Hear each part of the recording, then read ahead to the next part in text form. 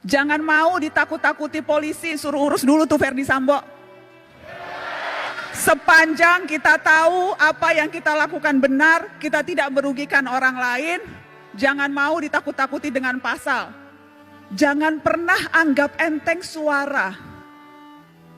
Karena lewat suara, kita bisa didengarkan dan kita bisa memaksa penguasa untuk menuruti apa kehendak rakyatnya. Jangan mau suara kita hanya dihargai 5 tahun sekali di bilik suara doang atau pada saat pilkada. Jangan mau suara kita hanya dianggap berharga 100-200 ribu atau dapat jilbab pada saat kampanye. Biasanya modusnya itu kan bagi-bagi kaos partai atau bagi-bagi jilbab untuk yang perempuan.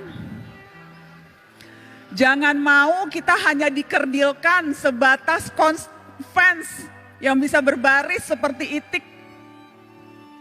Hati-hati, sebentar lagi pemilu, suara kita akan diperebutkan dengan berbagai macam cara. Mari ingat pengalaman yang dulu. Untuk apa mati-matian membela 1 atau 2 ketika akhirnya berkumpul juga? Buat apa musuh-musuhan sampai seolah-olah dunia akan berhenti kalau ternyata yang kalah bergabung dengan yang menang atas nama demi bangsa. Jadi nggak usah terlalu baper dan nggak usah terlalu mati-matian membela tokoh idola. Karena sekali lagi, hitung-hitungan mereka terkadang bukan kita, hitung-hitungannya untung rugi Pak, untung rugi kalkulasi politik aja. Karenanya jangan mau dimanfaatkan hanya suara di 5 tahun sekali, tapi gunakan suara itu terutama di hari-hari ini. Ketika ancaman kita untuk bersuara mungkin saja akan dibatasi lewat rancangan kitab undang-undang hukum pidana di mana semua bisa kena.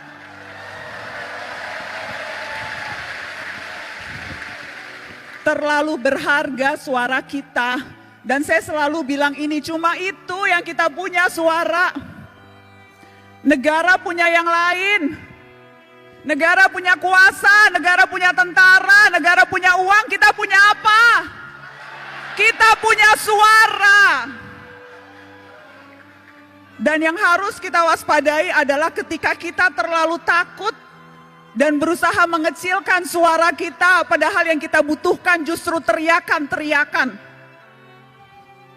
Jadi ya, menjadi pemimpin, menjadi presiden itu bagus, niat mulia.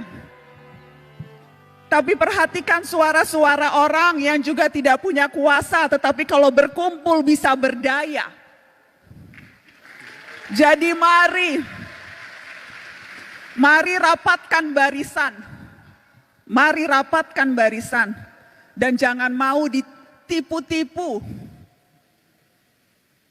Jangan mau dipergunakan hanya suaranya, tetapi ketika kita menuntut hak-hak kita yang paling dasar, sedasar kebebasan berekspresi dan berbicara, itu kita tidak didengarkan. Tetapi kakak mau menegaskan ini adik-adik. Pergerakan jangan hanya sebatas kerumunan. Pergerakan terutama gerak mahasiswa, jangan hanya sebatas kumpul-kumpul berkerumun. Ya, demonstrasi perlu dan harus terus dilakukan kalau memang strateginya seperti itu. Anak muda hari-hari ini adalah anak muda yang seharusnya pintar memilih dan memilah informasi, mana yang sampah, banyak sampah sekarang di dunia maya, dan mana yang fakta. Mana yang berita, mana yang opini, dan hati-hati mana yang propaganda. Dan kalau sudah yakin, sampaikan itu dengan lantang. Jangan mau ditakut-takuti polisi, suruh urus dulu tuh Verdi Sambo.